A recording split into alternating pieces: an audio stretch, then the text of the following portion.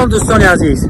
شرکت بختیار و بهرامجان دوستان گرامی ما در مسکو با کمازاب تاجیکستان بار میارن. البته مسکو را خودش در پیش بازاری لوبلینو، بازاری صدوات، همین بازارها در بارا را جمع میکنن، میگیرن بارا را میگیرن میارن با تاجیکستان. این رقماشون مرا زنگ بزنید، واتساپ دارن، تلگرام دارن، همه رقمو همه وقت گریونه فعالای. تنها شما زنگ زدن باری رسیز که تاجیکستان روی کنید.